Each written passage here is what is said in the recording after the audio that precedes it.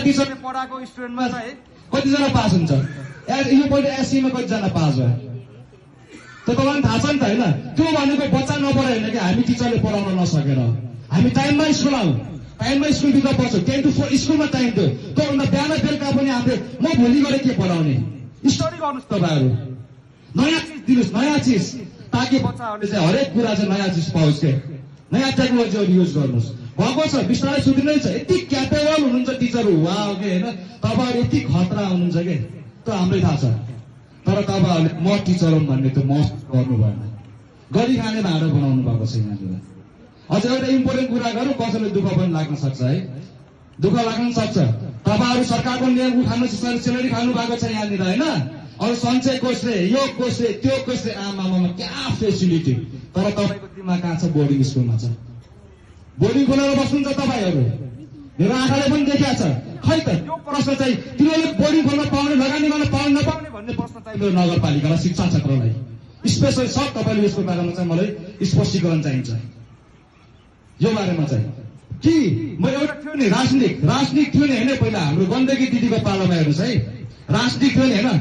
टिचरले राजनीति गर्न पाउँदैन भन्दाखेरि म राजनीतिमा छिर्छु भन्दा गण्डकी दिदीले यहाँको थाहै जागिर खोज गर्नुभयो कि त्यस्तो हुनुपर्छ आँट भने, कि राजनीति गर्नुहोस् कि स्कुल पढाउनुहोस्। तपाईँको बच्चाले के सिक्छ भोलि भने? हाम्रो पनि बच्चा यहाँनिर पढ्छ है।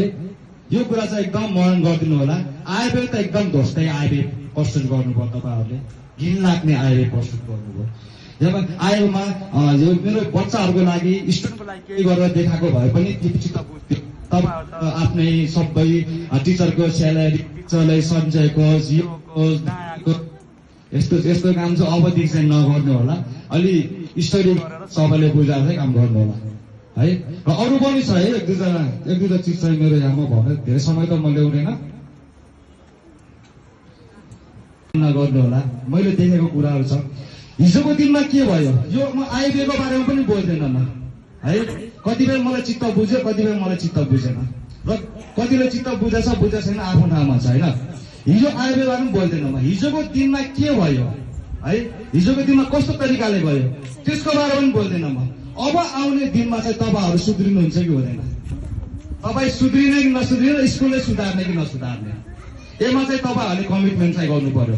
यहीँनिरबाट चाहिँ कमिटमेन्ट गर्नुपर्छ, किनकि you guys are very talented. यत्तिकै सरकारले रोज्दैन कि है, यत्तिकै सर रोज्दैन, एकदम ट्यालेन्टेड हुनुहुन्छ कि। तपाईँहरूले चाहनुभयो र समय स्कुलमा दिनुभयो भने नि it will be very perfect. थाहा छ, एकदम पर्फेक्ट हुन्छ। यो चाहिँ हट्नै पर्छ। मेरो पहिलो मागै यही हो, राजनीतिक हट्नु पर्यो। यहाँ कुनै सङ्गठन हुनु भएन। रुल्स एन्ड रेगुलेसन हुन्छ स्कुलको है, रुल्स एन्ड रेगुलेसन हुन्छ, इथिक्स हुन्छ, एउटा नर्म्स हुन्छ। त्यो नर्म्सलाई फलो गर्नु नै पर्छ यहाँनिर। Teacher should be like a teacher है। उहाँहरू यहाँ हुन्छ, एउटा बोर्डिङको 10,000 सेलेरी खाने टिचरले मरेर काम गर्न सक्छ भने तपाईँ 40,000 खाने टिचरले काम गर्न सक्नुहुन्न? काम गर्नुहोस्। अब कसैले पनि सर्नेवाला छैन यहाँ, बुझ्नु नि। Everybody are educated here. तपाईँहरूभन्दा खतरा ट्यालेन्ट मान्छेहरू बजारमा देख्न सकिन्छ। तर पनि तपाईँले सरकारले रोजेको छ नि त यहाँनिर होइन, एजुकेसन दिनलाई। नमुना स्कुल हो यो, नमुना स्कुल हो। एकदम ध्वस्तै भएको छ त भन्दैन म। पछिल्लो चरणमा आएर चाहिँ एकदम राम्रो पनि भएको छ, बिस्तारै सुधार आएको छ। हामीले पनि म्यासेज छरेछ स्कुलमा के भएको छ है। शिक्षा क्षेत्र सुध्रिँदैछ, त्यहाँ कोही केही पनि गर्न दियो, because we need to give them some chance के होइन। चान्स दिनुपर्छ नि त हामीले। सुधार भएको सुधार भन्छौँ है। र यो पहिला गएको यो के बेरोजी भन्ने थियो नि होइन, यो हाम्रो सायद हाम्रो धनबहादुर सरको पालोकोतिरको कुरा होला त्यो। त्यसलाई कसरी मिलाउनुहुन्छ? छिटोभन्दा छिटो मिलाएर त्यसले चाहिँ त्यसमा कम्प्रोमाइज भन्ने कुरा हुँदैन। तपाईँहरूले मिलाएर छिटोभन्दा छिटो चाहिँ सार्वजनिक गर्नु पर्यो है। कहाँ के मिलाउनु छ, कता के गर्नु छ।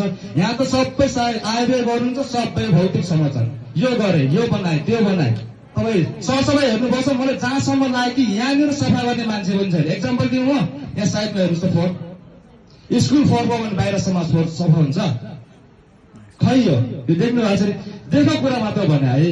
मैले कसैसँग गुनासो छैन, कोही टिचरसँग गुनासो छैन, मलाई समितिसँग पनि गुनासो छैन, नगरपालिकासँग पनि गुनासो छैन है, मलाई कुनै वडासँग पनि गुनासो छैन। तर स्कुल चाहिँ चेन्ज हुनु पर्यो। जस्तो पुरानो जमानामा नमुना स्कुल थियो नि त्यस्तो हुनु पर्यो। र टिचर चाहिँ हरेक नर्म्स भ्यालुले चाहिँ तिनीहरूले चाहिँ बुझ्नु पर्यो। तपाईँभन्दा खतरा छ नि यहाँ। म सरकारी जागिर खाए, सरकारी टिचर खाए भने दम्बो देखाएर हिँड्न नआउने पनि हुन्छ। तपाईँभन्दा तपाईँलाई पनि पढाइदिन्छ। Still I can teach you guys. म पनि पढाउन सक्छु यहाँनिर है। सुधार्नुहोस् प्लिज। एकदमै बेइज्जत भइसक्यो हाम्रो, एकदम बेइज्जत भएको छ।